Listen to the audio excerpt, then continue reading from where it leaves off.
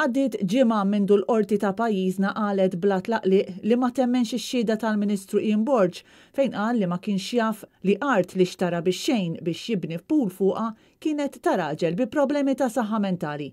U sal-lum il-Ministru għadu ma ta' ebda indikazzjoni li se jġorri responsabilità politika għal aġir daqstant deplorabbli. Net News taqsal li Ian Borg meta se jiddeċiedi li jġorr ir-responsabilità mistennija minn persuna f'kariga bħal tiegħu. Iżda Borg hu determinat li ma jħallas l-ebda prezz, kif dirċar bit-tweġiba li tagħna il-Ministru it-tnejn filgħodu. Legalizmi apparti, inti għaddi ġimgħa u s'issa dik ma ġarriċ responsabilità politika dwar dan il-każ. Il-Partit Nazzjonalista minn Ian Borg għandu jistenna ħafna iżjed xogħol ħalli inkomplu. Qed nistaqsik fuq dan il-każ m'intix twieġeb, iridek twieġeb fuq din mistoqsija. Inti, Ministru, għandek responsabilità lejn il-poplu Malti kollu. Meta ħaġġorna? Inti tistaqsi li tixtieq u jiena nwieġbek kif jidhirli xieraq, ok? Grazzi.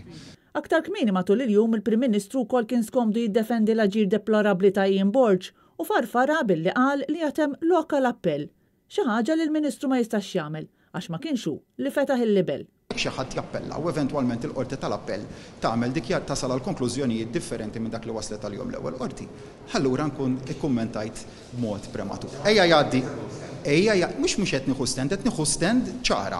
Il-qorti ġimgħa ilu ta' ċertifikat ikraħ lill-Ministru Borg meta pratikament qalet li hu kien jaf eżatt x'kien qed jagħmel meta akkwista art birħis ħafna minn raġel vulnerabbli. Intant staqsejna wkoll li Ian Borg jekk jaqbilx mal-eks Prim Ministru Joseph Muscat li qal il-ġurnalista Daphne Caruana Galizia kienet irrelevanti. Skomdu twieġeb dwar Daphne Caruana Galizia? M'għandix xi titwieġeb iżjed iktar milli qed issir. Wara ftit ġranet, ftit ġimgħat inqabdu min għamel allegatament għamel. Ngħidlek. Kulħadd jiddeċiedi x'jaħseb hu. U għax Borg ma għax gost bil-mistoqsijiet li għamilnilu, għażel li jattakkana.